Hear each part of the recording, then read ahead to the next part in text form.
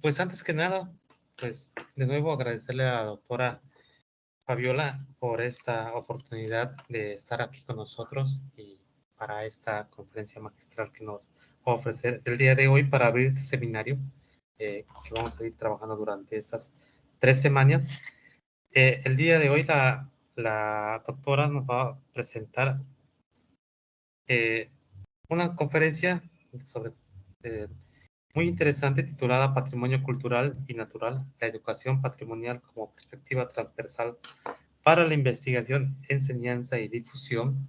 Esta actividad pues queda enmarcada dentro del seminario Patrimonio Histórico, Cultural y Conservación que vamos a desarrollar en estos días. Bueno, antes de cederle la palabra a la doctora, les leo algunos datos curriculares para conocerla un poco. La doctora Irma Fabiola es doctora y maestra por el Colegio de Michoacán y licenciada por la Universidad Autónoma de Zacatecas. Es profesora investigadora de la Universidad Autónoma de Zacatecas con reconocimiento al perfil deseable del Programa de Desarrollo Profesional Docente. Es integrante de la Red Nacional de Formadores de la Nueva Antropología Jurídica en materia de cultura y derechos culturales, integrante del Cuerpo Académico Enseñanza y Difusión de la Historia y del Seminario Pensamiento Crítico. Sus líneas de investigación giran en torno a la historia social y cultural, la historia del arte, la religiosidad popular en el estado de Zacatecas en los siglos XIX y XX, cine, fotografía, gestión cultural, políticas públicas de la cultura, patrimonio cultural y educación patrimonial. Entre las publicaciones más recientes, a mí nos interesa destacar para lo que nos va a desarrollar el día de hoy, en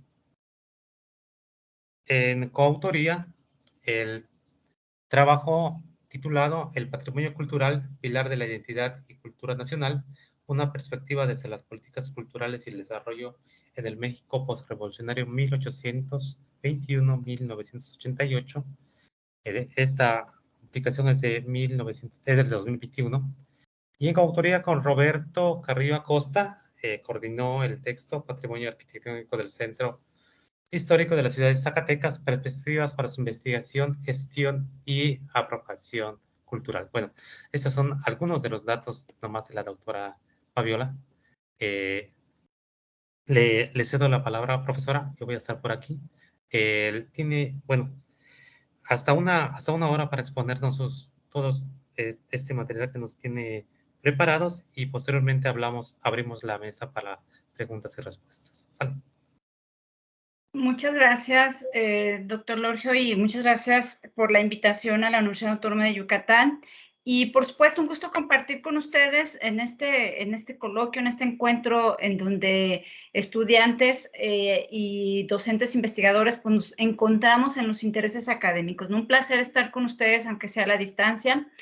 Y bueno, nada más les pediría a los organizadores o quien tiene el control, no puedo compartir las diapositivas, no tengo habilitada la función de compartir contenido. No sé si sea posible que se habilite o pudiera compartirle por correo, doctor, el material y usted me hace favor de pasar las diapositivas, si me hiciera favor. Claro, con gusto. Yo precisamente le habilité como... Porque me dice, solo los organizadores y moderadores de la reunión pueden compartir contenido, pero no me da... Ya está habilitado. Muchísimas gracias, doctor. Permítame, voy a abrir la presentación. Aquí está. Ya lo podemos ver. Perfecto. Entonces, nada más, lo voy a ampliar un poco más. Ahí está.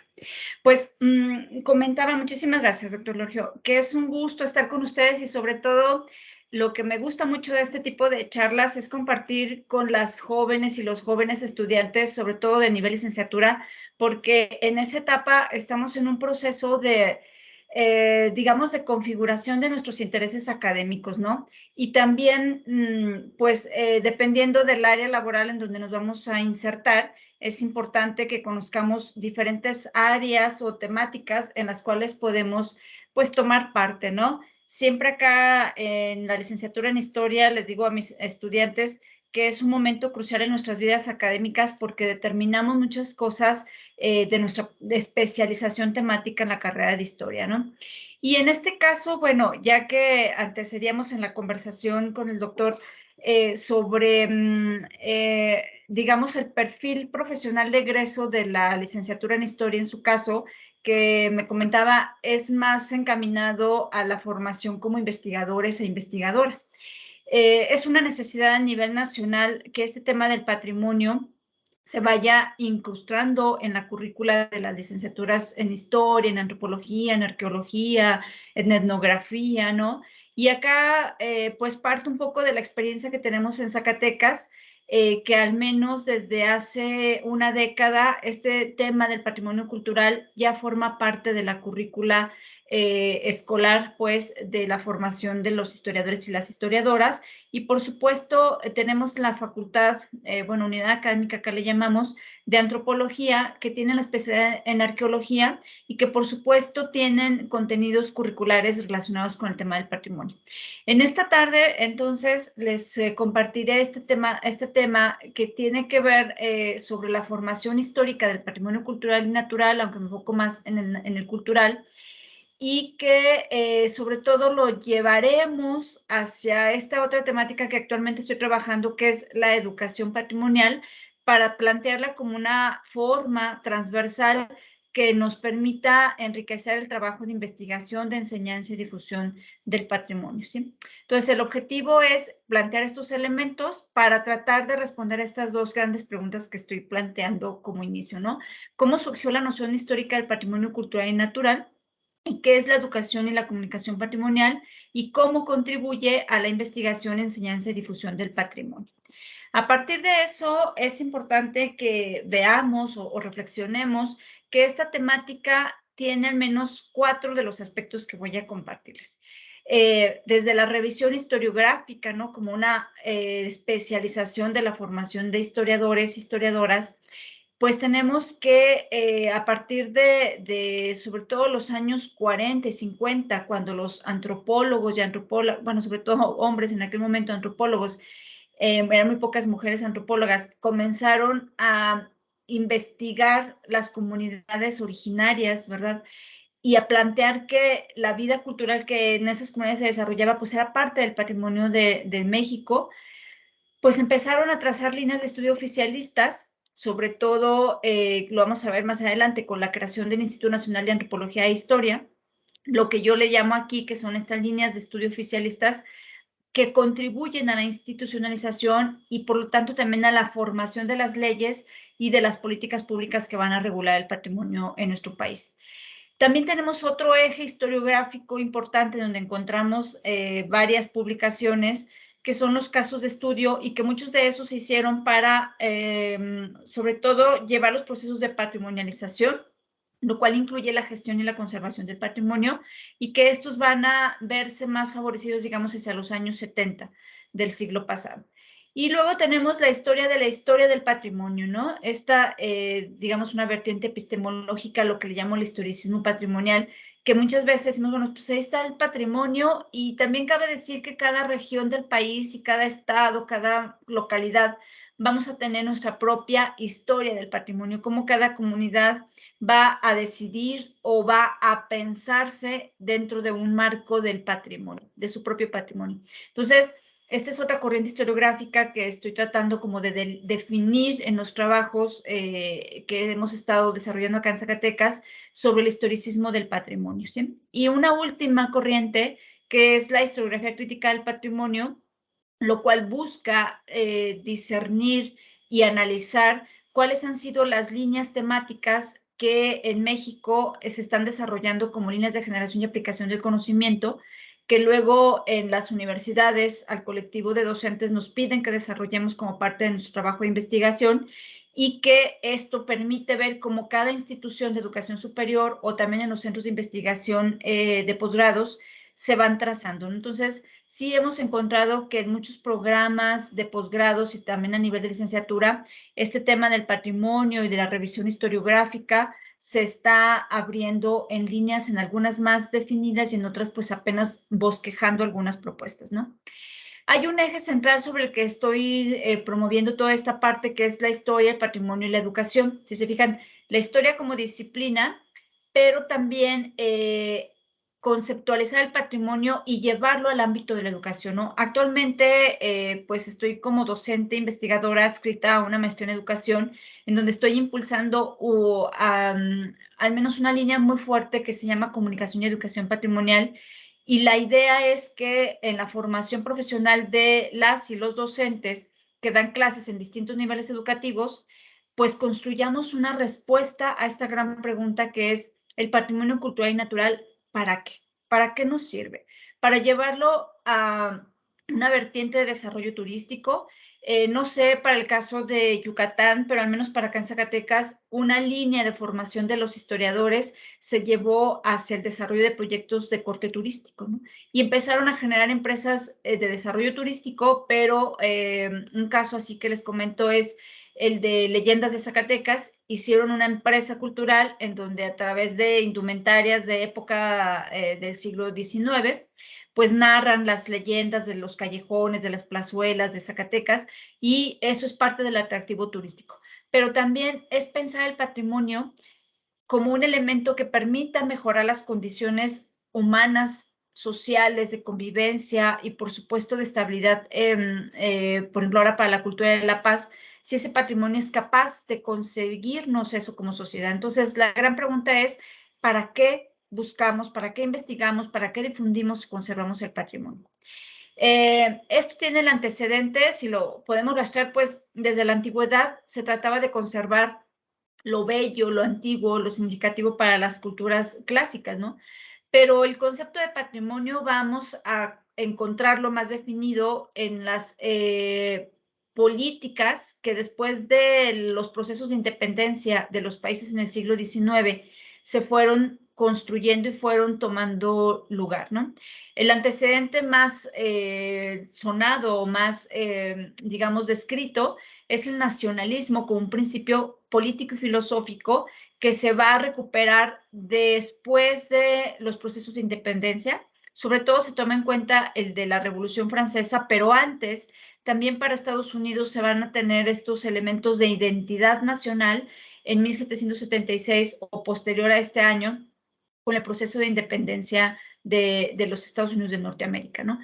Pero para la cultura de Occidente, el apego a este ideal del movimiento revolucionario francés, que va a poner los bienes culturales en manos del Estado y con un carácter de bien común, de bien del pueblo, pues es a partir de ese modelo que para Hispanoamérica, en 1810, que empiezan los procesos de independencia de todos los países, comienza a pensarse en la filosofía del nacionalismo que los bienes son del pueblo, y estoy hablando de bienes artísticos, monumentales, históricos, etcétera, ¿no? De ahí que se va a encontrar, lo vamos a ver más adelante, una clasificación del país, del patrimonio en cada país, y dependiendo también en el momento en que la UNESCO, cuando se funda esta gran organización, pues va a ir determinando, ¿no?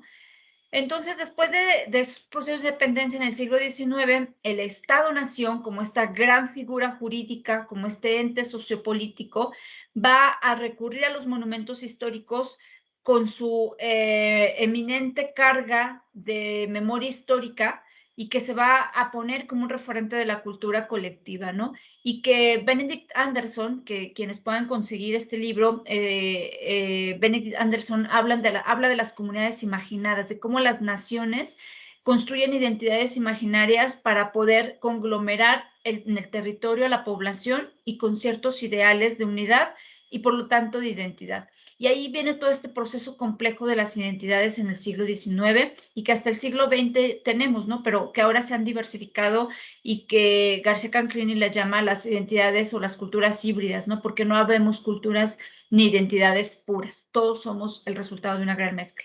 Entonces, este siglo XIX va a ser el parteaguas para la construcción de lo que le llaman la autoconciencia nacional y la formación de una memoria histórica que, por supuesto, va a ser puesta en el aprendizaje escolar a través de las políticas de educación liberal, ¿no?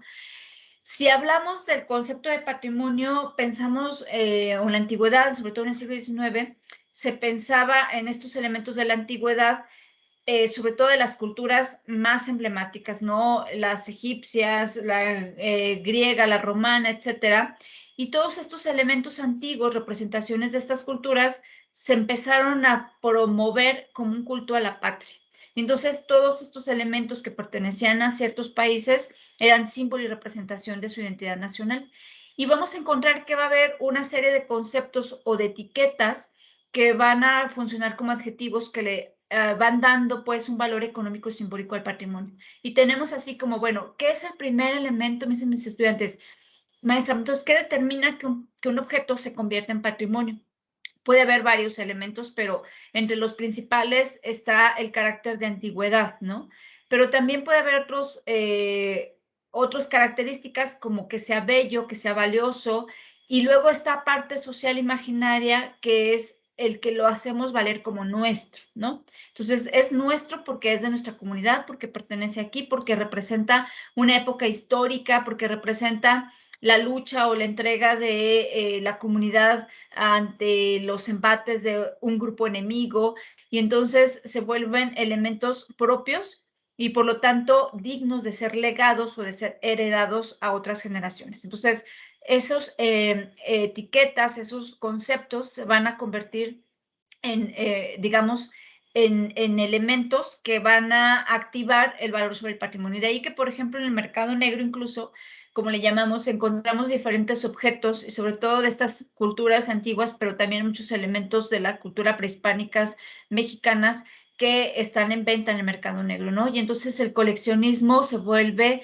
más como una subdisciplina científica, se vuelve como un privilegio de gente que puede pagar altas cantidades por la compra de sus objetos que se tienen guardados en casa, porque además al ser comprados por mercado negro, pues no pueden ser exhibidos públicamente, ¿no? Entonces, recurso que el Estado-Nación en el siglo XIX empezó a promover como parte de la entidad, se vuelve un emblema para toda América Latina, para todos los países. Y entonces cada país, después del proceso de independencia, pasó en México, por supuesto, empezó a crear su Museo Nacional de Historia en donde se congregaban todos los objetos posibles que representaban parte de la historia y por lo tanto de la identidad de ese país, ¿no?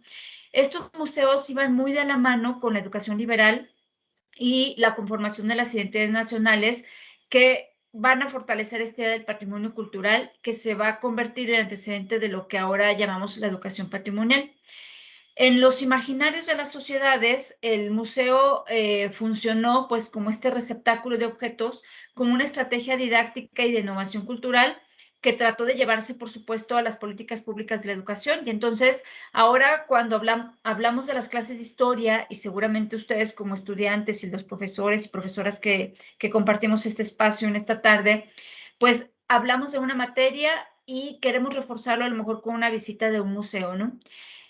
Acá las y los estudiantes de licenciatura en historia que tienen un eje formativo sobre enseñanza de la historia, pues tienen como estrategia siempre recurrente el uso del museo para fortalecer cierto aprendizaje de los programas educativos, sea de la educación básica o de medio superior, ¿no? Entonces, el museo está presente desde el siglo XIX como esta estrategia didáctica que funciona para cohesionar estos elementos de la enseñanza de la historia, pero también del reforzamiento de las identidades nacionales.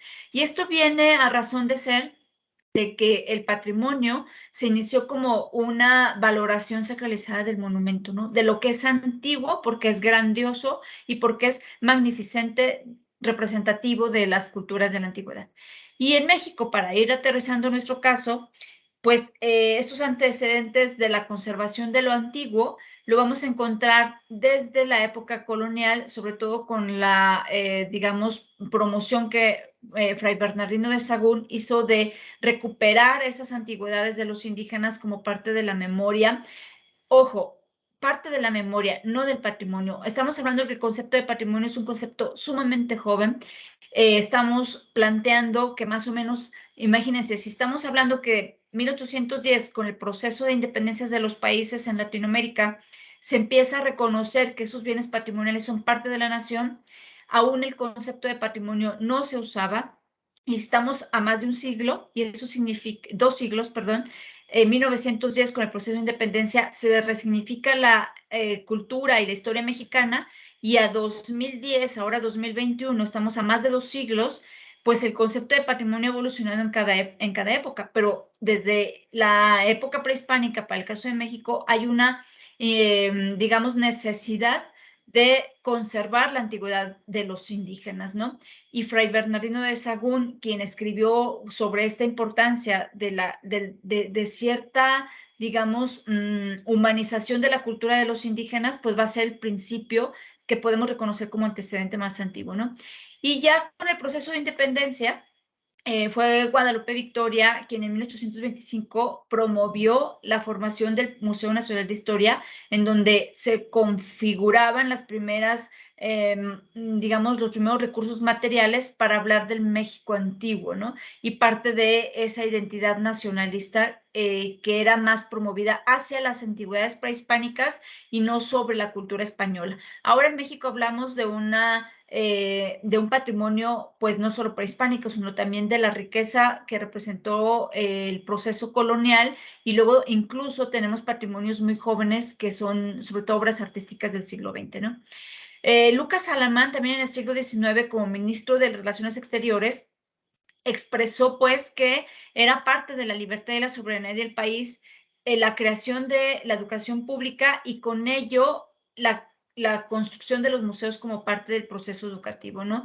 Lucas Alamán también se va a distinguir por crear la propuesta de la ley, de una de las primeras leyes que hubo de protección del patrimonio, que incluso los 2 puertos principales del país, que eran Acapulco y Veracruz, eran como las primeras, digo yo, como las primeras revisiones, porque se legisló que los viajeros que salían y entraban del país fueran, sobre todo los que salían, fueran revisados, que no llevaran objetos de las antigüedades de los indígenas, ¿sí? Entonces, se les abrían las valijas y decían, bueno, pues es que esto no lo puedes sacar del país porque pertenece al patrimonio o a los bienes culturales de México, ¿no? Entonces Lucas Alamán va a ser uno de los primeros promotores de la protección del patrimonio. Por eso toda la recuperación de los objetos prehispánicos pues se debe gracias a este proceso, y aún así, como ustedes saben, existen en el extranjero, en Francia, en Alemania, en Estados Unidos, muchos objetos que forman parte de otros museos y que pues originariamente deberían de estar aquí en los museos a los que pertenecen, ¿no? A México. Y entonces hablamos de esta adjudicación patrimonial que el gobierno tuvo sobre los bienes culturales, pero que también se debe a lo que le llaman algunos autores a la museopatria, ¿no? Los museos como emblemas de la patria, pero al mismo tiempo la patria vista a través de los museos. Y en México los primeros museos tuvieron que ver con objetos prehispánicos.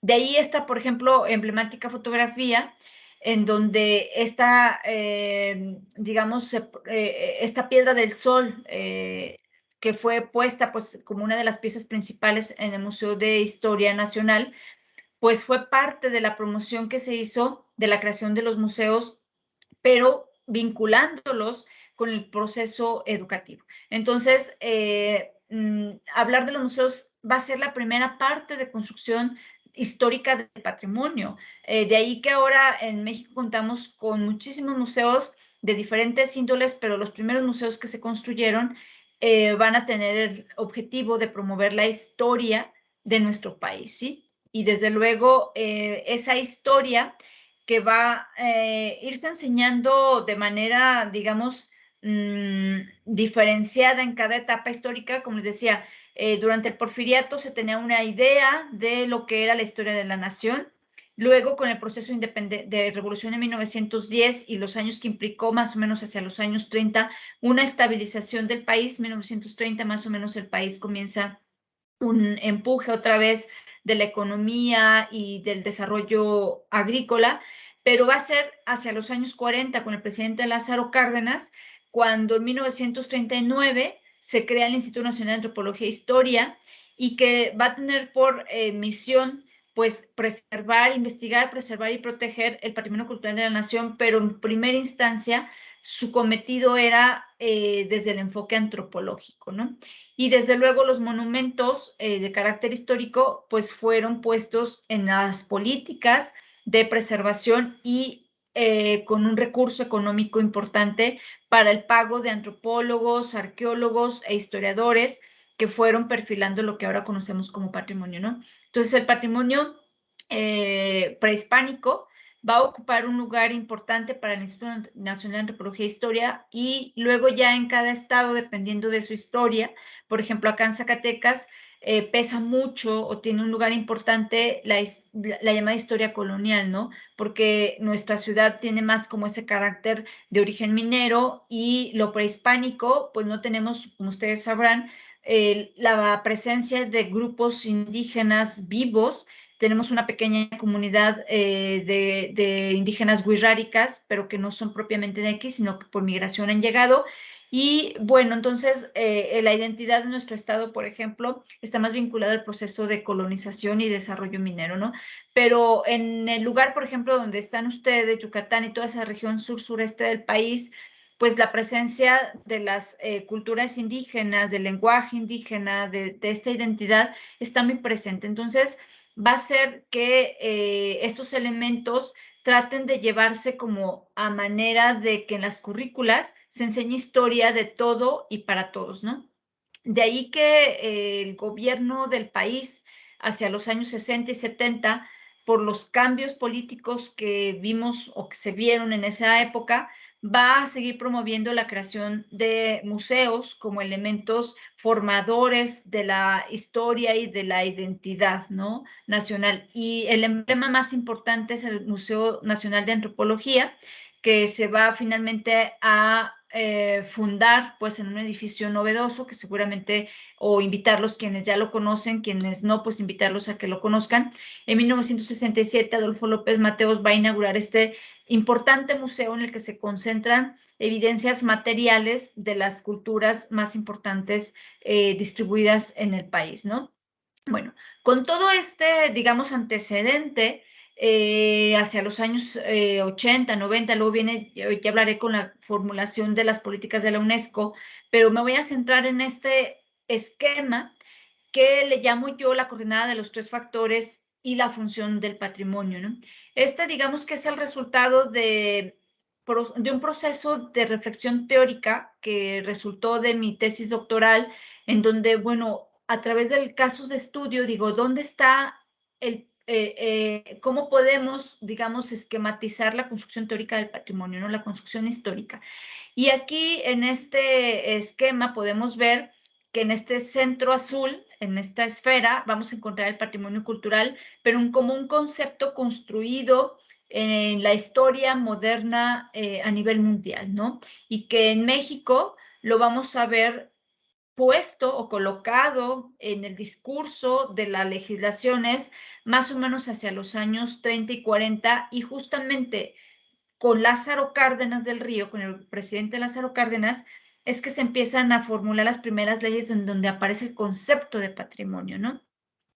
1916 hay una ley, después o más bien en el inter de la Revolución Mexicana, hay una ley de protección del patrimonio, pero va a ser hacia 1936, en donde Lázaro Cárdenas del Río va a promover para el estado de Michoacán justamente que haya una legislación que proteja el patrimonio cultural y las zonas típicas, como le llamaban en aquella época, ¿no?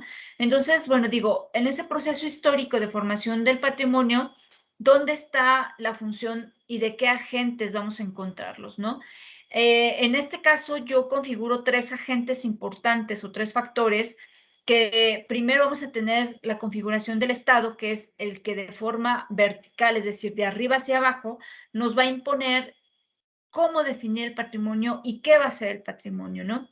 Entonces, es lo que le llamo la construcción vertical de la identidad y la memoria oficialista. Es decir, el Estado nos marca bajo leyes qué es lo que va a ser patrimonio y qué preservar como parte de nuestra memoria, ¿sí? Así como esas pirámides prehispánicas, esos museos, el Estado nos va determinando. Y hasta la fecha sigue siendo así, ¿sí? Digamos que es el más imponente de estos 3 factores. Pero no menos importante va a ser el segundo factor, que es este que llamo yo el de la sociedad, que es de forma horizontal, ¿sí?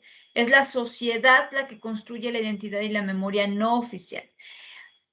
Seguramente ustedes sabrán de casos que hay de comunidades en donde personas quizás con una formación escolarizada mínima, estoy hablando de primaria o ni siquiera a veces la primaria o secundaria, son quienes conservan el patrimonio material, y me refiero a iglesias, retablos, haciendas, ruinas arqueológicas, etcétera, y que si ustedes les preguntan si conocen la Ley Nacional de Monumentos o la Ley Estatal de Patrimonio o cómo se configura la parte legislativa, pues no la van a conocer, pero sí saben que esa evidencia o esa ruina o esa iglesia, ese santo del siglo XVII, XVIII, pues es parte de su patrimonio, ¿no? Y son ellos y ellas quienes conservan esa memoria histórica. Pero no solo me refiero a lo material, sino también a lo inmaterial.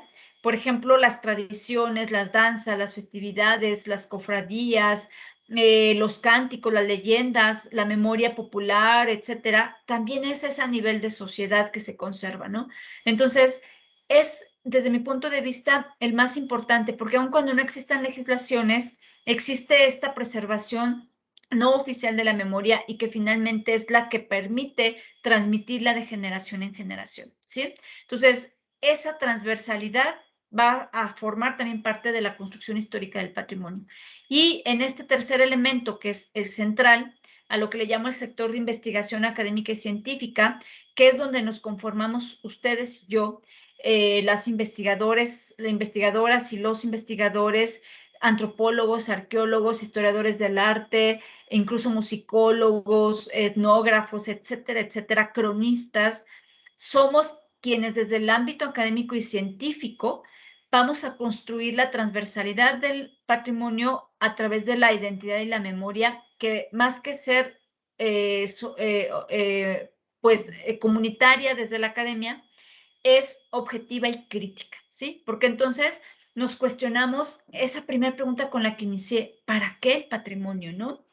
Porque el Estado a veces desde arriba nos impone porque define que el patrimonio tiene un valor, porque lo ponen en valor para el turismo, ¿sí? Y la comunidad, la sociedad, lo preserva porque es para sí mismo, ¿no? Y porque preservan su tradición porque es parte de su fe, cuando es una tradición religiosa, cuando es una tradición de artes y oficios, por ejemplo, pues la preservan porque es el recurso con el que se hacen de bienes económicos para la subsistencia diaria, pero no porque lo quieran declarar patrimonio, sino porque es parte de su vida cotidiana. Pero en cambio, las y los investigadores, en este caso ustedes, jóvenes que se están formando como historiadores, pues ponen el ojo en ese bien cultural, pues porque ya le están preguntando entonces para qué y por qué preservarlo durante tanto tiempo y por qué es importante para esa comunidad, pero por qué puede ser importante para la explicación científica de la historia o de la arqueología o de la antropología, ¿no? Entonces ya tenemos una mirada diferente a los otros dos factores que intervienen en la construcción histórica del patrimonio. Y por último, si ustedes ven estos puntajes rojos, es porque ustedes como historiadores o futuras historiadoras, historiadores y quienes me escuchan de la academia, profesores, colegas, en este momento, pues podemos decir que nos iniciamos en la formación como sociedad, pero luego transitamos como académicos, incluso ya hay académicos que están como funcionarios del Estado en instituciones como el INA, como el INBA, como CONACUL, bueno, entonces CONACULTURA, la Secretaría de Cultura. En el caso de Zacatecas, por ejemplo, tenemos una institución estatal que se llama la Junta de Conservación de Monumentos y Zonas Típicas, y entonces hay quienes son funcionarios ya desde esa institución.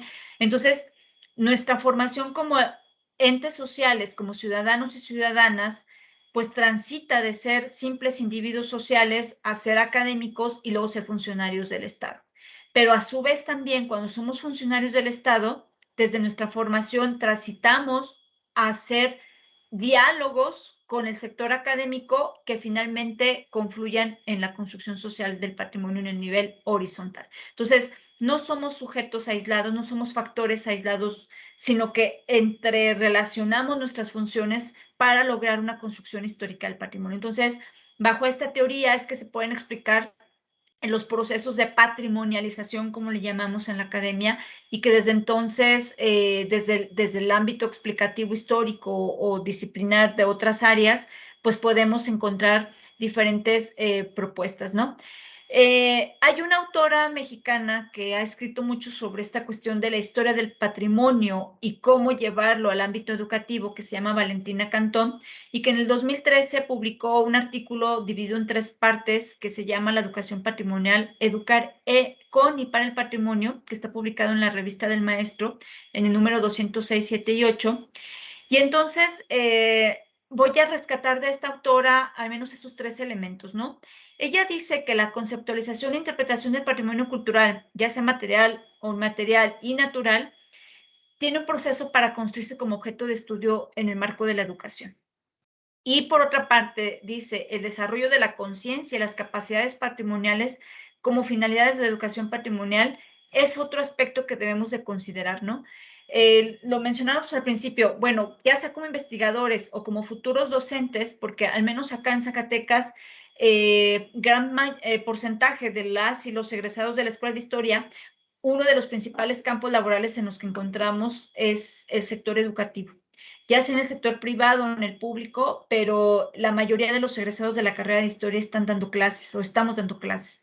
Entonces, decimos que es importante que se vayan formando en la enseñanza del patrimonio como un tema transversal, en la enseñanza, por ejemplo, de la archivística, en la enseñanza de la historia del arte, ¿no? Ver no solo cómo han sido los procesos de la creación artística, sino que esas obras son parte del patrimonio de cada región o de cada país o de cada lugar en donde se encuentran esas producciones artísticas, ¿no? Entonces, el patrimonio transversaliza todo el aprendizaje de la historia.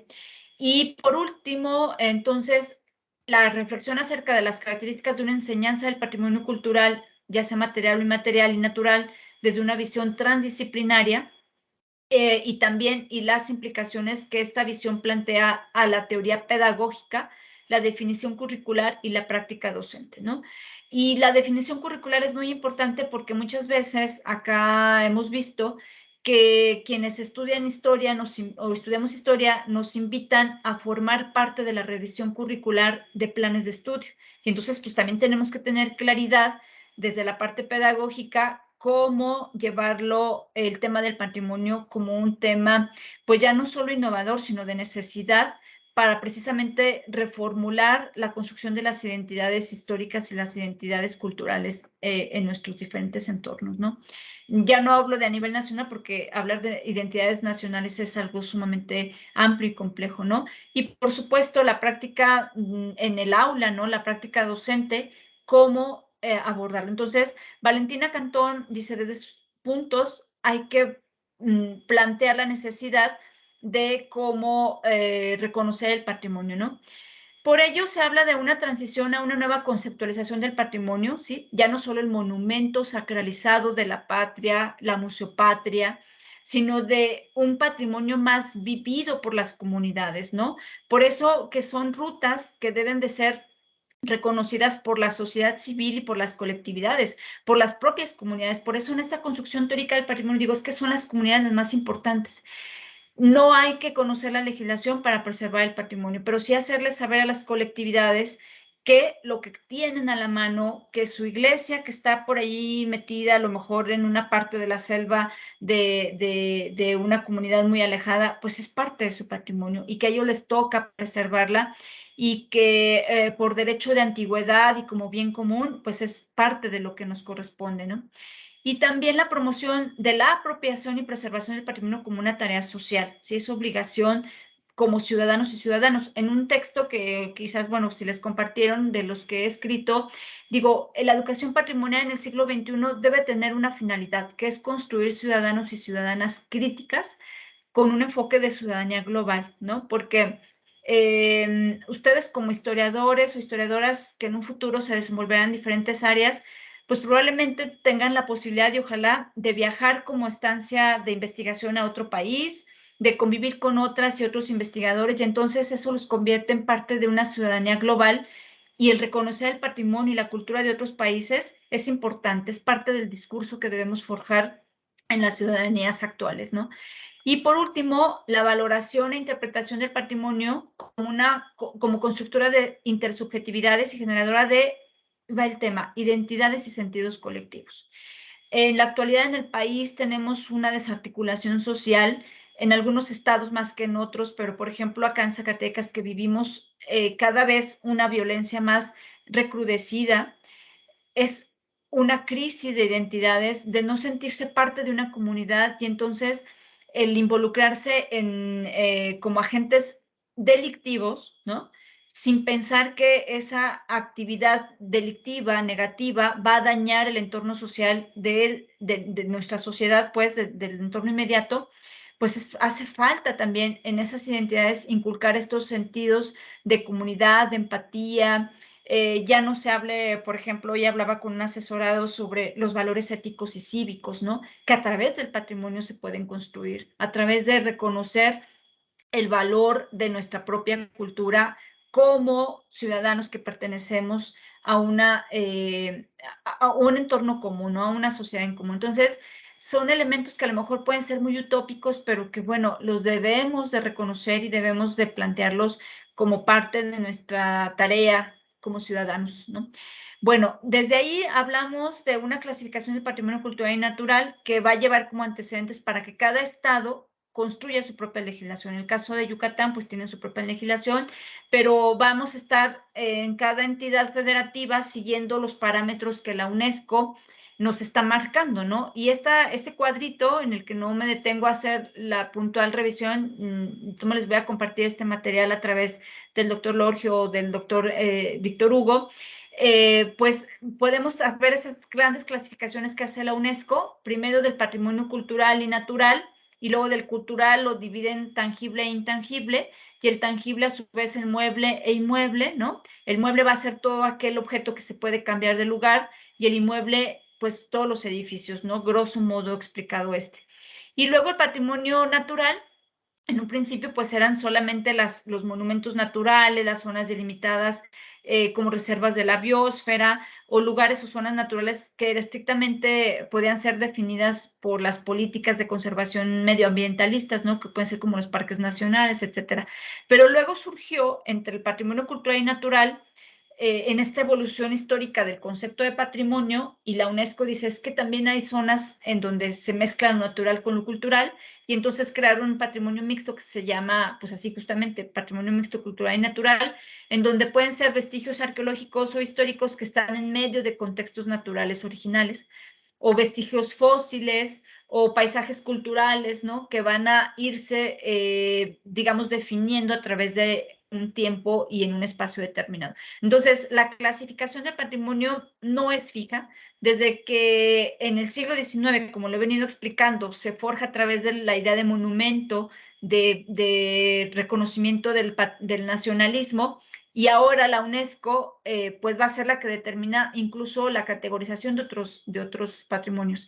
Les comento así breve, el año pasado en Francia se hizo el reconocimiento como patrimonio sensorial, imagínense, sensorial de los sentidos, el patrimonio rural francés.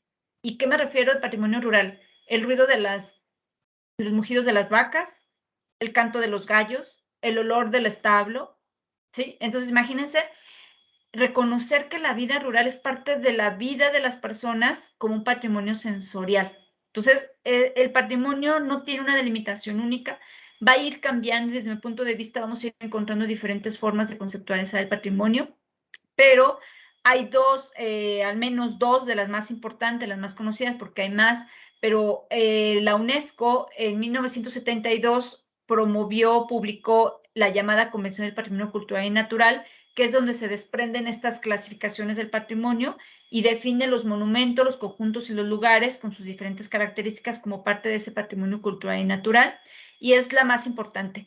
En este año estaremos celebrando en el mes de noviembre los 50 años de la publicación de esta convención, para lo cual pues están preparando ya actividades para revisar, ¿no? No más que conmemorar, es revisar qué tanto se ha favorecido el concepto de patrimonio, pero más que el concepto, cómo ha impactado en las comunidades, ¿no? En las colectividades, la implementación de esta convención. Y ese es su logotipo.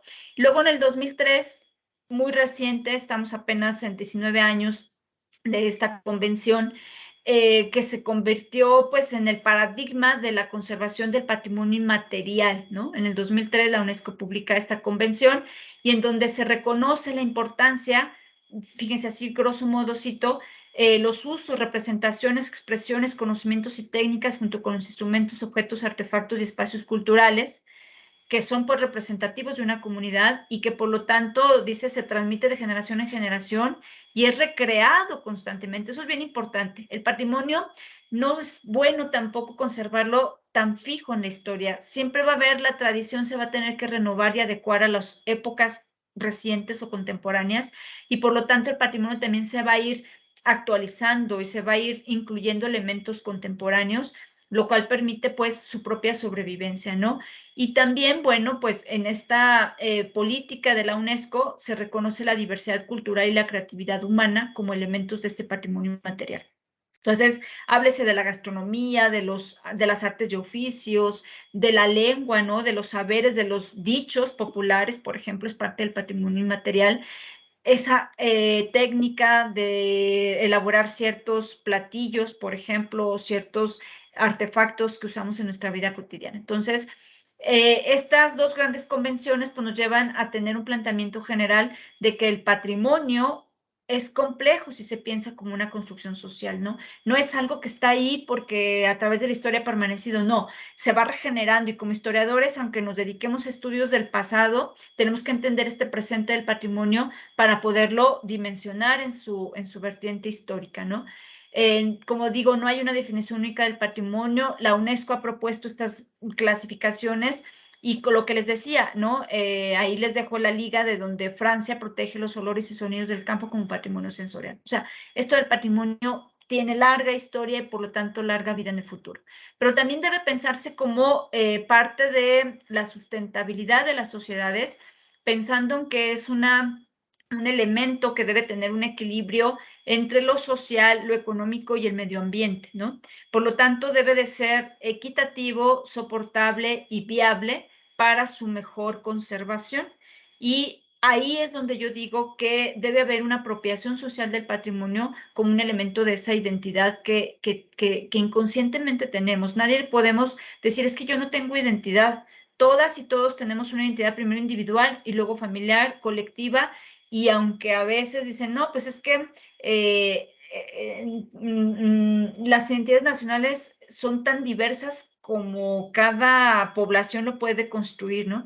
Pero sí es importante que nos reconozcamos como parte de, ¿no? Como en el sentido de construcción de una sociedad, de un país que en el que estamos, ¿no? No nos podemos negar, estamos aquí y el país necesita de nuestro trabajo, de nuestra aportación y eso solamente se logra construyendo estas identidades, ¿no? Ese desarrollo sustentable de los países, pues es parte de lo que nos corresponde y el patrimonio entra en juego en todo este sistema. Entonces, es importante que vayamos construyendo teorías también y estrategias de intervención. ¿Cómo hacerlo, no? ¿Desde dónde hacerlo? Pues desde nuestra propia comunidad. Para ello hay que formular fines, principios y valores que encontremos en nuestro propio patrimonio. Piensen ustedes en su propia comunidad, incluso su propia familia. He invitado también acá que el doctor Víctor Hugo nos compartiera esta experiencia que tienen con el Museo Móvil, porque desde mi punto de vista es un ejercicio de la educación patrimonial, ¿no? De cómo salir de las aulas y llevarlo a otros entornos, pero a partir incluso de algo tan sencillo como son los objetos de la vida cotidiana. Entonces, se pueden plantear diferentes estrategias de intervención social en donde el patrimonio juegue esta función o desarrolle esta función de constructor de identidades y de memoria histórica que necesitamos forjar en las nuevas generaciones, ¿no? Entonces, las premisas epistemológicas de esa experiencia educativa, pues va a ser desde el siglo XX y XXI, ¿no? ¿Por qué? Porque después de la Segunda Guerra Mundial, sobre todo, el Estado atravesó por una transición y liberó la responsabilidad de la educación, como era parte de sus principios político-filosóficos del nacionalismo, y al no poder llevar educación a todos los sistemas, pues va a liberar estas funciones y por lo tanto la cultura también se libera junto con estas, digamos, políticas y va a surgir de manera, digamos, necesaria la intervención de las asociaciones u organizaciones civiles que van a permitir que se hable de procesos de democratización de la cultura, ¿no? Y entonces el Estado dice, sí, pues voy a manejar un discurso en donde se hable de democratización del Estado liberal, pero es porque libera las responsabilidades a la sociedad organizada, ¿no? Y la educación y la cultura van a ser dos elementos que van a entrar en esa, digamos, disgregación de las políticas estatales. El reto entonces que tenemos para ir cerrando es conectar pues de manera efectiva entre el Estado y las instituciones educativas para formar ciudadanías, ¿no? Ese es desde mi punto de vista el mayor reto que tenemos que nos dedicamos en el ámbito de la investigación y de la educación. Hacer uso de la tecnología de vanguardia también, ahora estos recursos tecnológicos que nos permiten hacer, pues ampliar y hacer más digamos, llevadero nuestro trabajo de difusión, que se puede repensar en cada época los procesos de patrimonialización, ¿no? Por ejemplo, ahora ya hay museos que tienen recorridos virtuales o a través de programas digitales podemos encontrarnos información de otros países, de otras regiones, para valorar también la interculturalidad que nos permite la tecnología, ¿no?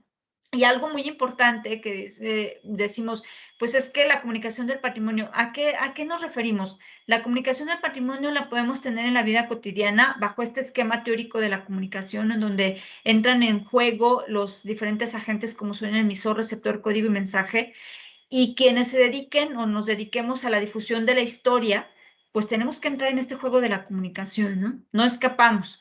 ¿Qué voy a comunicar de la historia, no? ¿Qué voy a difundir? ¿Quién va a ser mi receptor? Niños, jóvenes, adultos, público especializado. ¿Cuál va a ser mi código de comunicación y cuál va a ser el mensaje que voy a dar? Y ese mensaje, desde la difusión de la historia, pues tiene que ver con una construcción historiográfica de cómo voy a estar emitiendo los mensajes de la historia, del discurso histórico, ¿no? Y por lo tanto, también del patrimonio. Entonces, se conectan estas áreas de la comunicación y educación patrimonial y que no podemos escapar a nuestra función, ¿no? Hay modelos específicos de actuación que se están proponiendo en donde las instituciones debemos de coordinar diferentes proyectos, ¿no? Sobre todo diseñar y poner en marcha programas que nos permitan ampliar estos modelos desde el preescolar, digo yo, es difícil, pero en un niño de preescolar hay que inculcarle también el cuidado del patrimonio, ¿no? El por qué, por ejemplo, la cultura de los museos, siempre les digo yo acá, en las familias no encontramos muchas familias que tomen por hábito llevar los domingos a sus hijos o hijas a los museos. Y tenemos acá muchísimos museos, como seguramente en Yucatán, en Oaxaca, en Veracruz, en otros estados, ¿no? En la Ciudad de México no se diga. Pero entonces, ir construyendo esa educación patrimonial desde todos los niveles y tomar los criterios de lo local, ¿sí? No es necesario irnos a Francia, Inglaterra, Alemania, Estados Unidos. Hay que empezar por lo nuestro, ¿no? Por lo comunitario, de tal forma que la cultura, la memoria y la identidad, pues sean esos ejes transversales de los programas educativos, ¿no? Aprender desde lo local para poder valorar lo más universal que podamos imaginar. Y, por supuesto, entender que los problemas y la heterogeneidad social, cultural, es parte de lo que nos toca también reconocer en los estudios históricos, ¿no? ¿Qué posibilidades tenemos? Bueno, hay que construir un modelo de educación patrimonial, desarrollar conceptos innovadores y prácticas pedagógicas creativas. Quienes se dedican a la docencia o a la investigación y docencia, pues ahí tenemos un gran campo de oportunidad. Articular de manera indisociable la teoría y la práctica y traspasar también las fronteras del pensamiento disciplinario, analizar transdisciplinariamente las complejas relaciones entre la cultura y la educación, ¿no? La educación patrimonial en relación con los contenidos curriculares y los métodos de enseñanza desde diferentes campos del saber, ¿no? Aquí, por ejemplo, quienes les gusta el tema de geografía, pues en la geografía hay elementos patrimoniales que hay que reconocer, ¿no? Elementos del patrimonio natural o elementos también de la geografía En cuanto a la geografía humana, me refiero a los asentamientos humanos dentro de un entorno geográfico en específico, y que entonces esos elementos o conocimientos se pueden transversalizar en la currícula, ¿no? Pensar también en la enseñanza de la historia, ¿no? ¿Qué elementos del patrimonio podemos utilizar para enseñar historia, para formar ciudadanía, para cuidar el medio ambiente o para la enseñanza de las artes, ¿no? Por ejemplo. Entonces, todas estas disciplinas y más pueden encontrar métodos de enseñanza que se transversalicen y que encuentren cabida incluso al auxiliarse en otras áreas del conocimiento, ¿no? Entonces, esta educación patrimonial concluyó con esto. Va a ser integradora y transversal de la currícula, ¿no? Es la propuesta, digamos, más reciente que se puede tener también para la difusión de la historia. Cómo llevar a cabo, por ejemplo, acá en el sector ya académico de las universidades, decimos, bueno, de repente escribimos artículos que pues, difícilmente llegan a la sociedad, ¿no? Los leemos entre los académicos, entre los pares, tal vez, pero cómo llegar con esa investigación que realizamos y que muchas veces son financiadas por las instituciones públicas o por proyectos que se llevan a, por ejemplo, al Consejo Nacional de Ciencia y Tecnología y que se bajan recursos. Y entonces el resultado no es que tengamos 2 libros, 3 libros, 2 artículos, una conferencia y que se quedó ahí, sino que realmente cómo llevarlo a la sociedad. Eso es lo más importante, ese compromiso más grande que tenemos las y los investigadores, ¿no? La educación patrimonial resulta, desde mi punto de vista, una posibilidad muy importante, muy creativa, muy innovadora para poder llegar tanto a la currícula como al lenguaje de la comunicación social, ¿no? Y entonces, en este esquema que presento acá en la derecha, que es de la doctora Valentina Cantón, según la educación patrimonial se va a interseccionar con lo que es la formación ciudadana, con la formación en ciencias sociales, con la literatura y la educación artística, con la educación ambiental, con las ciencias naturales, etcétera, etcétera, etcétera. Puede haber más, ¿no? Y entonces, entre esas mismas disciplinas, por ejemplo, si se fijan, hay esferas que se entrecruzan, por ejemplo, las ciencias naturales con la educación ambiental y la educación patrimonial tienen puntos de encuentro. La formación ciudadana con las ciencias sociales, porque luego acá tengo estudiantes que egresan y los contratan de inmediato dando clases en ciencias sociales, ya sea de historia, ética, etcétera. Bueno, pues hay que formar ciudadanos y ciudadanas, pero la educación patrimonial se puede convertir en un recurso importante, ¿no? Y la educación patrimonial entonces va a ser un recurso teórico, metodológico para las y los historiadores que busquemos esta difusión de la investigación y del conocimiento histórico en diferentes sectores, ¿no? Por supuesto, la educación patrimonial tiene cabida en el sector formal, es decir, en la currícula escolarizada, pero también en el sector no formal, como pueden ser museos, centros culturales, etcétera, y incluso en la educación informal, ¿no? Pensar que en nuestras comunidades podemos tener museos creados a partir de objetos, pues, que las mismas familias van donando, pues es una parte en donde podemos intervenir, ¿no?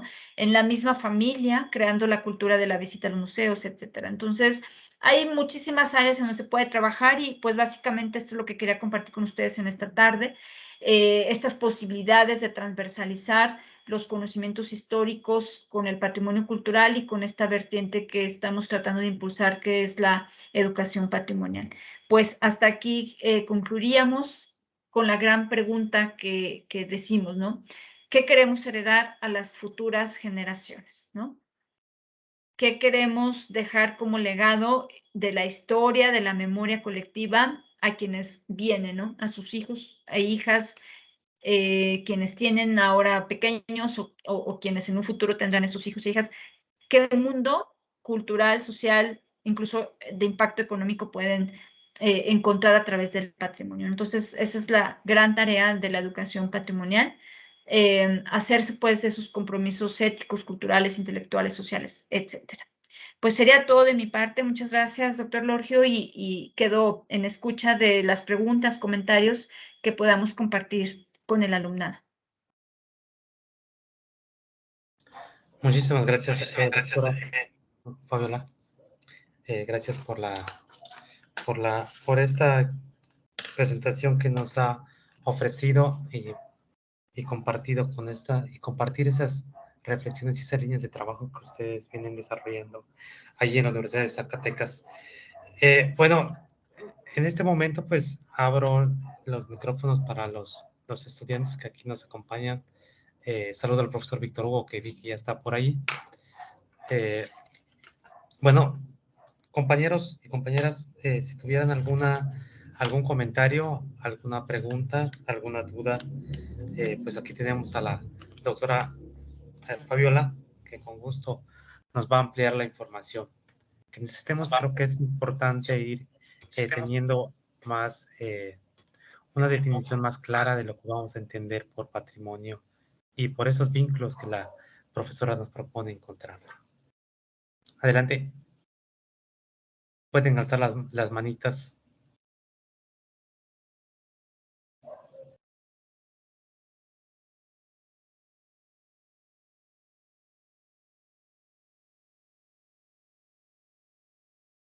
Aparecí, en lo que se animan los compañeros y compañeras.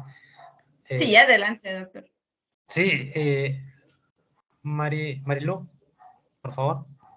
Sí, es sobre esto último de educación patrimonial, que igual me pareció en el artículo interesante, cómo articular esta parte de la colectividad, esta parte de lo que nos hace únicos, también con este concepto de ciudadanía mundial. Y también creo que había una frase que se me quedó mucho, parte de una cita, no recuerdo el nombre del autor al que citan precisamente en el artículo. En esta demanda que es encima de la especialización, se propone una enseñanza generalista, cómo articular estas dos ideas que en mi caso en un principio me pueden parecer un poco contrarias. Sería todo.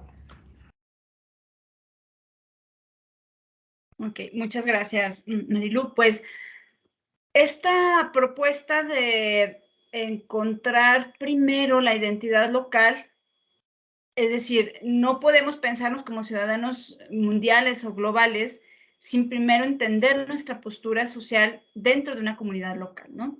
Entonces sí, parecieran como dos polos opuestos, pero es algo lo que no podemos escapar, y la conformación de ciudadanías es algo que, como lo mencioné, desde el siglo XIX está presente, pero en el siglo XX es mucho más, 20 y XXI se volvió más complejo, y máximo ahora cuando hablamos del uso de la tecnología como un recurso en donde desde esta postura o este momento en donde tú estás, a través de la internet, puedes conectarte con cualquier parte del mundo que sea posible, ¿no? Que a través de la conectividad puedas hacer. Entonces, parecieran dos polos opuestos, pero no, encuentran un punto de conexión, un punto de equilibrio, y es justamente ahí donde las y los historiadores podemos promover el patrimonio como digamos, elemento, ¿no? de empatía. Pensemos, por ejemplo, no sé, alguna cultura que tú admires, que te gustaría conocer algún lugar. La cultura sumeria. Tú tienes la posibilidad de ir a conocer los vestigios de la cultura sumeria. ¿Con qué cultura, en qué país te vas a encontrar? ¿En qué región del mundo?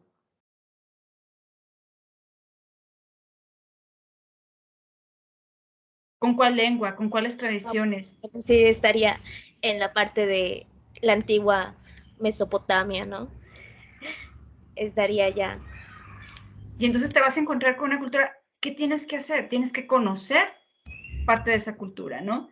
Y viceversa, si alguien de otra latitud del mundo llega a Yucatán, ¿con qué realidad se va a encontrar, no?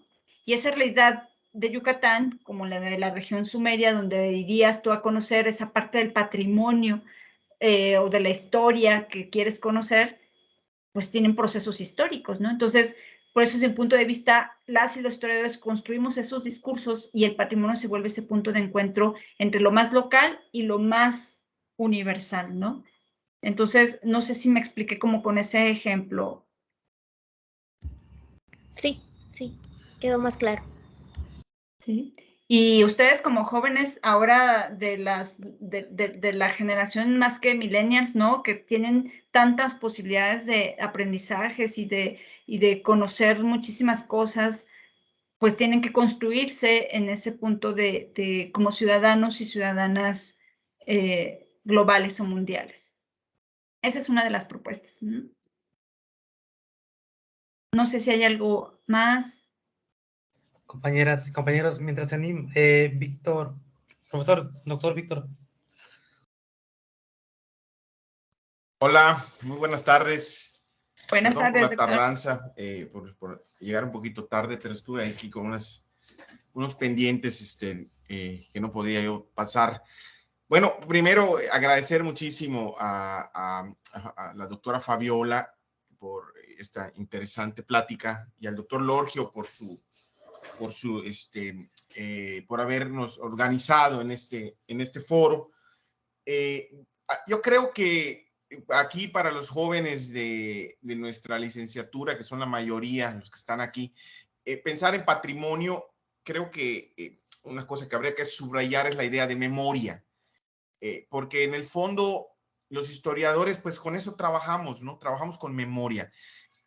Una memoria que puede ser histórica en cuanto construida por nosotros mismos, un tanto artificial, pudiéramos decir, porque recogemos evidencias y generamos discursos desde el presente, pero también trabajamos con una memoria cultural, una memoria que pudiéramos decir como que en estado virgen, porque se encuentra en la misma sociedad, son las percepciones, las realidades, que en el contexto del taller de historia que el doctor Lorgio en su coordinación y los profesores que nos sumamos a él, se ha realizado en el taller de historia oral, pues nos queda muy claro, ¿no? Cuando salimos a campo nos topamos con una historia cultural, que es la que la gente te cuenta, que es la que a veces está exaltada, a veces está exagerada, nos parece exagerada, a veces nos parece fuera del lugar, pero esa es la memoria cultural, y mientras que la memoria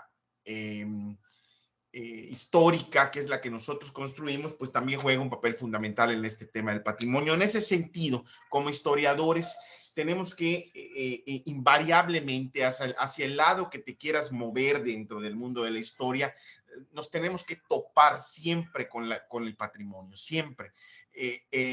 Porque pues es eso, trabajamos con memoria, y si no nos va quedando claro que con lo que trabajamos, con el material que tenemos, pues no vamos a lograr aterrizar nuestra práctica.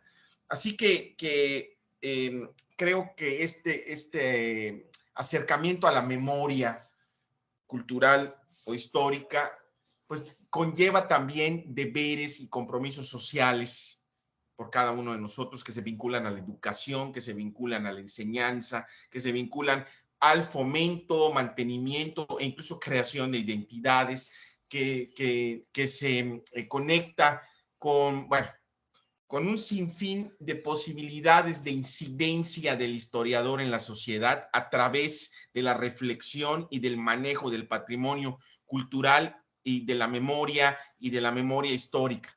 Entonces, es una cosa súper importante que creo que no necesariamente reflexionamos. En nuestra licenciatura tenemos como una de las salidas la gestión del patrimonio cultural. Y creo que en esta conferencia que nos brinda la doctora Fabiola es momento de subrayar la gran relevancia de esa salida. Generalmente pensamos en el historiador desde la investigación, pensamos en el historiador en la educación, y como que no se nos queda muy claro la labor del historiador ante el patrimonio. Y ahí está lo que yo quisiera subrayar de esta interesante plática, que además de que nos brinda conocimientos novedosos, pues nos invita a reflexionar mucho más allá en lo que estamos haciendo.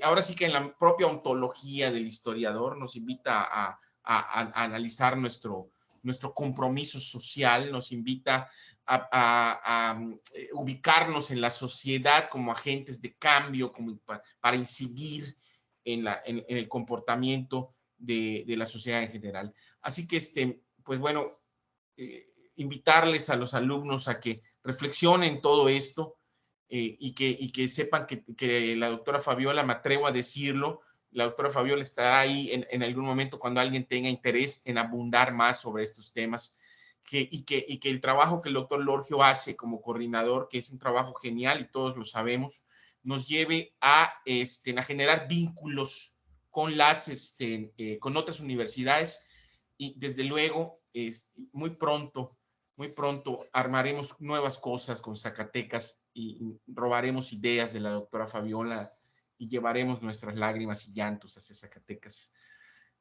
Muchísimas gracias. Gracias, profesor Víctor. Creo que Zacatecas comparte algunas cuestiones históricas con Yucatán, el federalismo. Nos parecemos mucho. Ahora que voy atando hilos de Zacatecas es la doctora Terán, Mariana Terán. El profesor Bernal creo que también está con ustedes. Que está, y ya no recuerdo quién más, pero ya ahora que empieza a encontrar los vínculos, pues nos estamos uniendo mucho a Zacatecas y creo que va a ser importante. Y la doctora Fabiola sin duda también se va a incorporar a a este gran equipo que creo que podemos compartir. El profesor Víctor Hugo decía desde provincia y desde las regiones deberíamos de pensar y dejar de centralizar el asunto. Y en ese sentido va mi comentario y mi pregunta, doctora, respecto a lo que nos ha expuesto sobre el patrimonio y esa capacidad que usted, esa potencialidad que usted observa que tiene para generar una identidad nacional, una identidad colectiva. En ese sentido, yo imparto la asignatura de cultura maya aquí en la universidad. Yo, en mi propia experiencia que tuve de pasar por los estudios superiores desde la licenciatura y sobre todo caer en la facultad de antropología y que uno transforme su forma de mirar el asunto. Decía el profesor Víctor Hugo, nos preguntábamos, estaba armando un proyecto y me dice, te pongo como una persona con orígenes indígenas y como originaria de un pueblo originario, me dice, como miembro de un pueblo originario, le digo, pues yo creo que sí, ¿no? Y cualquiera, pues que me venga a mirar cómo soy. Pero esa respuesta que al profesor Víctor Hugo le di en ese momento y que parecería broma entre nosotros, pues deja de ser broma cuando lo dimensionamos. Pero hace poco más, como le decía, de 20 años, yo no podía yo asumir esa identidad. Esa identidad era difícil asumirla cuando uno sale de una comunidad, viene a una ciudad donde el estigma es grande, pues es difícil valorarlo o asumirse como miembro de una comunidad. Si bien es cierto que no podemos decir que soy de un pueblo originario, pero sí que tengo vínculos con ese pueblo originario. La historia de Yucatán es distinta en cuanto a su relación con los pueblos originarios. Pues es otra cuestión. Pero el problema que yo encuentro cuando empezamos a discutir la cuestión de la identidad, el concepto de identidad con los estudiantes, es que yo me topo con una gran problemática que ya decías. Los estudiantes, y aquí todos los que están, no me dejará mentir, reconocen una multiplicidad o una diversidad de identidades.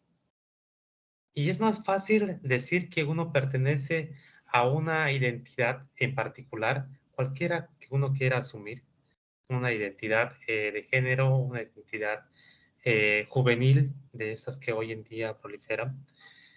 Y es más difícil encontrar un vínculo con una comunidad local. Cuando usted plantea, cuando usted plantea este partir de lo local para mirar luego lo global, lo internacional, y en sus planteamientos escucho que lo local se reduce bueno, no se reduce, me parece que la impresión que da es una identidad nacional, no local, lo local es nacional. Mi pregunta es, ¿cómo encontrar en el patrimonio, ese vínculo que genera una identidad colectiva nacional en este momento en el que las identidades son más diversas, las que se reconocen, y que la identidad nacional parece no encontrar ese vínculo que antes sí tenía. Esa identidad que pudo lograr ese museo patrio que nos exponía, pudo desarrollar esa identidad. Creo que nuestras generaciones, las nuestras, todavía escuchar el himno nacional eriza la piel, pero no podemos quizás pensar lo mismo con las generaciones de hoy en día que son más globalizadas. Parece que esa identidad no existe, o se va desdibujando. ¿Dónde atar entonces esa identidad y cómo el patrimonio, si no podemos encontrar ese vínculo patrimonial, cómo empezar a encontrarlo a nivel local? Cuando decía que atarlo a la cultura de la paz, yo creo que es muy importante, pero ¿cuáles son los retos que hay que empezar a pensar? ¿Cuál es el camino que ustedes están viendo de las dificultades que uno puede encontrar para hacer clic con con esa sociedad, con esos jóvenes que estamos formando hoy en día y que es la que nuestros estudiantes van a formar cuando ellos, como usted decía, el campo más al que los estudiantes, nuestros egresados están, también como ustedes, están yendo a desarrollarse es en la docencia. Nuestros jóvenes que aquí hoy en día nos acompañan, y no es que les estemos leyendo el futuro, pero vamos a ver que un gran número de ellos van a ejercer la docencia a nivel, no pensemos, antes pensábamos que en superior, ahora ya no en superior, desde el nivel secundaria, básico, pasando por la media superior y algunos con mayor suerte en la superior, pues tendrán ese papel. ¿Cómo incidir desde el patrimonio? ¿Cómo encontrar en el patrimonio local esa identidad, pero que rompa y se convierta en una identidad colectiva y que permita fundamentar o que permita servir como esa base para construir esa cultura de la paz? No sé si sea tan complicado, tampoco me tiene que responder, pero sí me gustaría escuchar su opinión al respecto. Gracias. Sí, muchas gracias, doctor Lorgio. Mire, sí, es muy amplio y muy compleja la explicación.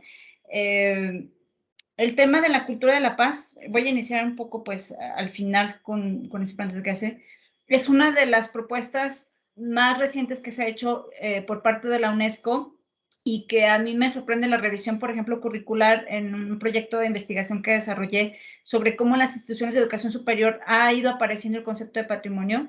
Y la cultura de la paz relacionada con el patrimonio es una de las últimas cuestiones que ha promovido la UNESCO. En seminarios de discusión hemos planteado, bueno, patrimonio hay muchísimo, ¿no? Las declaratorias a nivel mundial, a nivel estatal, a nivel local, pero la pregunta clave es, vuelvo al inicio de la pregunta con la que comencé, ¿el patrimonio para qué? ¿Nos hace mejores personas?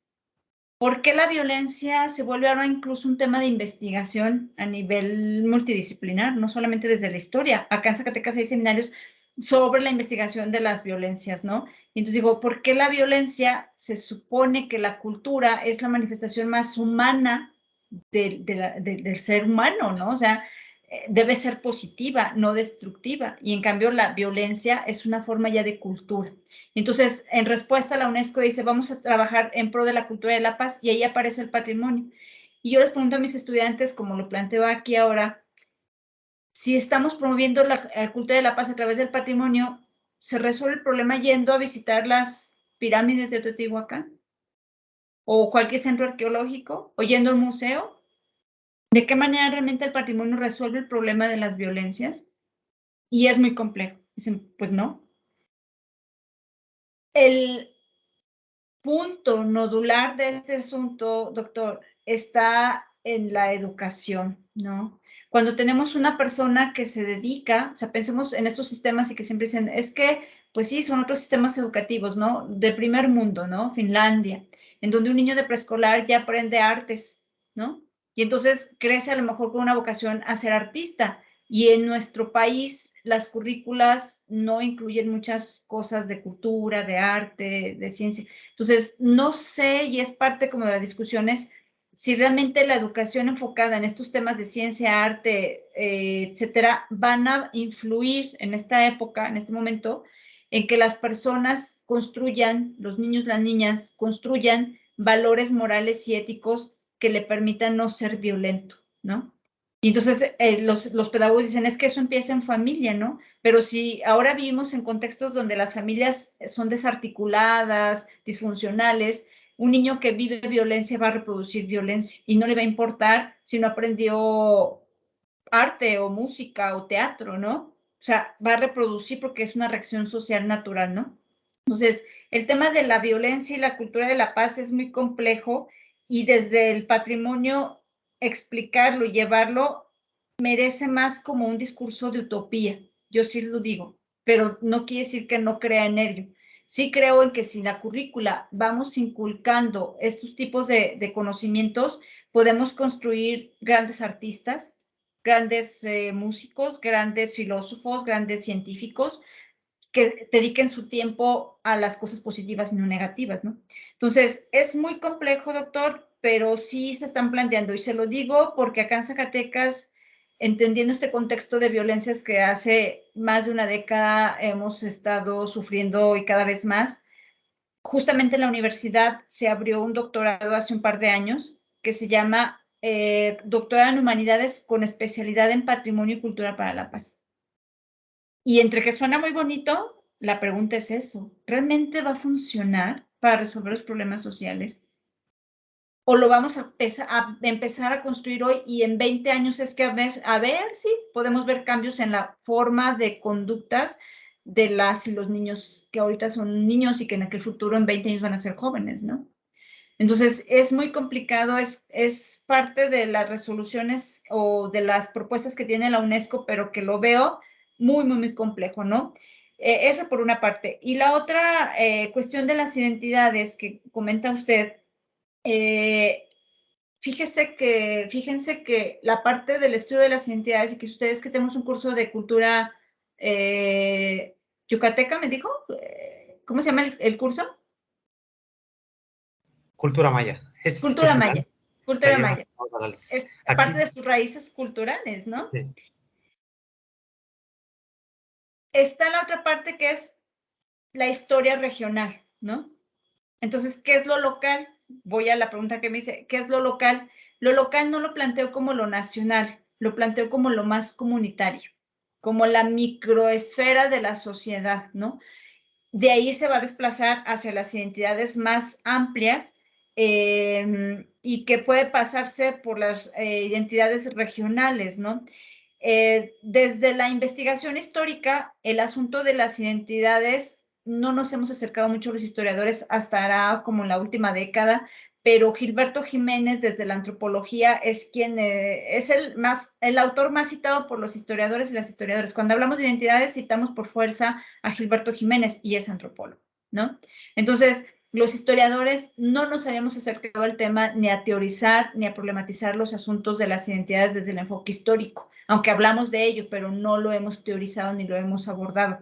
Es un asunto con el que yo me encontré cuando realicé mi tesis doctoral, que decía, es que los historiadores no hablamos de identidades, quienes se han preocupado por ello son los antropólogos y los etnógrafos. Pero hablar entonces de identidades es muy complejo. Y hablar de identidades desde lo local, yo diría desde lo comunitario, y usted pone como ejemplo, ¿cómo me voy a identificar? Me relaciono con una comunidad originaria. La transición de las identidades no es fija. O sea, no vamos a hablar de una identidad, por eso no hablamos de una identidad nacional, sino de muchas identidades, ¿no? Aunque nos identificamos como mexicanos o mexicanas y mexicanas, pero somos distintos, ¿no? Porque su cultura yucateca tiene una fuerte raíz de la cultura maya y en Zacatecas, yo les preguntaba hace un par de semanas que terminamos un seminario acá en la universidad, les decía, ¿quién de ustedes se identifica con la cultura chichimeca, irritila, huachichil, zacateca, que eran los grupos indígenas que estaban en la época prehispánica acá en Zacatecas? Nadie, porque para nosotros no es una razón de identidad, ¿no? Nuestra identidad, les aseguro, decíamos, que ahora está más pegada o ligada a la cultura norteamericana, porque ahora nuestra identidad está fincada en la migración a Estados Unidos. Y entonces hablamos Spanglish, ¿no? Y si nos acercamos más a otros temas culturales, pues vamos a estar más a los Estados Unidos, no a nuestras raíces indígenas. Pasa algo, y cierro con este ejemplo, en esa, dice Gilberto Jiménez, las identidades son moldeables y adaptables, ¿no? Nos hacemos a donde nos necesitamos ser e identificar, ¿no? Con los nacionalismos las identidades cambiaron. Como usted dice, en el siglo XIX era un nacionalismo que ahora no vivimos ese nacionalismo. No nos inspira igual el himno nacional como le inspiró en otra época, y como a las jóvenes generaciones tampoco les va a inspirar, doctor. Pero las identidades, también es cierto que el Estado nos está obligando o nos lleva a adaptarnos. Acá en Zacatecas pongo un ejemplo. Hay una amplia o significativa población indígena de la cultura wixárika, o conocida como huichola, que viene de la sierra de Jalisco y de Nayarit. El año pasado tuve el gusto de asesorar una tesis que era sobre la escolarización de estos niños y niñas que viven vendiendo artesanías en el centro histórico. Y uno de los jóvenes entrevistados para esa tesis, él decía, para poder entrar yo a la universidad, tuve que despojarme de mi identidad. Tuve que dejar de hablar wixárika para aprender el español, y tuve que dejar mi traje típico o mi traje indígena para vestirme como mestizo, ¿no? Para poder ser aceptado en la sociedad y no tener discriminación en la universidad. Y entonces, cierro con esto. En el discurso, y lo ideal es que el patrimonio, el reconocimiento de esa diversidad cultural indígena, sirva para eso, para valorar la multiculturalidad, pero más que la multi, es decir, de muchas culturas, sea la interculturalidad, la convivencia entre esas culturas. Y ahí reside la importancia del patrimonio. Si como ciudadanos y ciudadanos aprendemos a valorar la riqueza del lenguaje, de las culturas comunitarias, de sus costumbres, aunque hay costumbres que no son tampoco dignas de llevarse al concepto de patrimonio, ¿no? Por ejemplo, la cultura wixárika practican la poligamia, y es una cultura en donde el sistema machista es el que predomina, por ejemplo. Entonces, el hombre siempre está tomando, siempre hay un abuso sobre la mujer, y digo, esas prácticas culturales pues no son tan dignas de llamarlas patrimonio, ¿no? Pero es parte de su identidad. Y entonces, si yo valoro a esa cultura wixárika como parte del patrimonio indígena nacional, tengo que ser respetuosa de sus prácticas, de sus usos y costumbres, aunque no esté de acuerdo con ellas. Entonces, el patrimonio debe de valerse para convivir con las otras culturas, para que la intercultural realmente sea un mensaje de paz y de buena convivencia entre las diferentes formas de vida, ¿no? Y eso es parte de lo que al menos estamos tratando de llevar, ¿no? De impulsar. Pero sí, el tema de la cultura de la paz es más complejo, doctor. Pero dejo esos planteamientos solamente como una propuesta, ¿no?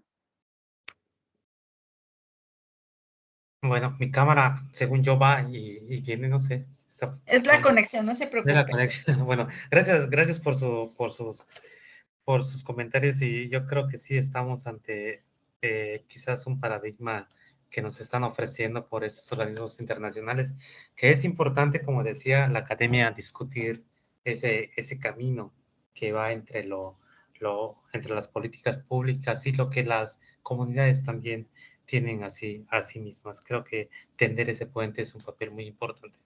Que nosotros, estoy de acuerdo con usted de la cultura de la paz.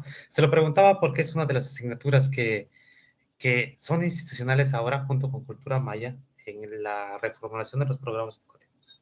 Hoy en día en la universidad, pues cultura de la paz viene como una asignatura obligatoria para todas las, las carreras y para todos los bachilleratos que son universitarios. Y creo que sus reflexiones son importantes porque nos va a permitir también trabajar en torno a ello, y pues pensar en nosotros como historiadores y cómo podemos contribuir. Tampoco soy bueno, comparto también su idea, profesora, de pues quizás el patrimonio no vaya a solucionar el problema de la paz, de la violencia. Creo que hay cuestiones estructurales más graves ahí que llevar a la gente al museo y solucionar el asunto. Completamente de acuerdo, pero creo que podemos decir y hacer muchas cosas respecto a ello. Bueno, a los compañeros y compañeras estudiantes, no sé si alguien tiene alguna pregunta para la doctora Fabiola. Si no, doctora, no sé si tenga algún comentario para cerrar. Pues gracias doctor, pues en lo que las jóvenes se animan, ¿verdad? Siempre como estudiantes de pronto somos como este ejercicio de receptores, ¿no? Yo invitarlos, cierro con esto, agradecerles pues e invitarlos a los estudiantes a que construyan pues esta noción de que el patrimonio pues no solamente sirve para hacer viajes turísticos, ¿no? O para complementar las clases cuando nos sacan a las zonas arqueológicas, etcétera, sino que se vuelva parte de su entorno, de su vida cotidiana y que sobre todo lo piensen con esa perspectiva crítica, ¿no? Como historiadores no solamente vivan de la memoria del pasado, como lo menciona el doctor Víctor Hugo, nuestro objeto de estudio es la memoria, sino que atiendan también las problemáticas del presente. Y esas problemáticas muchas veces se encuentran respuesta volteando al pasado y encontrando respuestas que ayuden a solucionar los problemas actuales. Entonces, piénsense como personas críticas, como personas privilegiadas de tener además el acceso a un sistema educativo, ¿no? Como es una carrera universitaria y que desearles pues mucho éxito en sus carreras como historiadores e historiadoras. Y bueno, trabajo tenemos para más años, ¿verdad, doctor? Pues sería todo de mi parte. Agradecerles y, por supuesto, aceptar la invitación, invitarlos también. Ya platicamos en algún momento así muy rápido también con el doctor Víctor Hugo para sumar esfuerzos en proyectos interuniversitarios, doctor. Por ahora, para el mes de noviembre, estamos organizando un coloquio internacional precisamente para evaluar cómo la Convención del Patrimonio Cultural y Natural de la UNESCO de 1972 ha logrado realmente fortalecer no el patrimonio en políticas turísticas, sino realmente como refuerzo a la estructuración social, ¿no? En cuanto a valores y en otros ámbitos. Entonces, pues invitarlos, ya le había comentado al doctor Víctor Hugo y ahora lo hago públicamente, pues que la Universidad Autónoma de Yucatán se sume a este evento que será en noviembre. Apenas lo estamos cocinando, así es de que es buen momento también para que se sumen. Cordialmente invitados.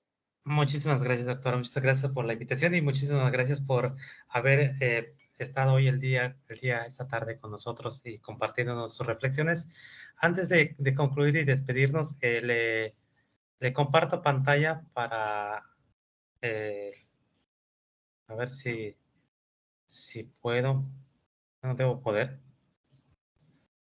Esta cuestión de la tecnología que más que una educación híbrida, digo yo que ya nos sometió a una vida híbrida, ¿verdad? Ya Sí, todo es entre presencial y virtual. Bueno, no se me cambia No se preocupe, a ver. doctor.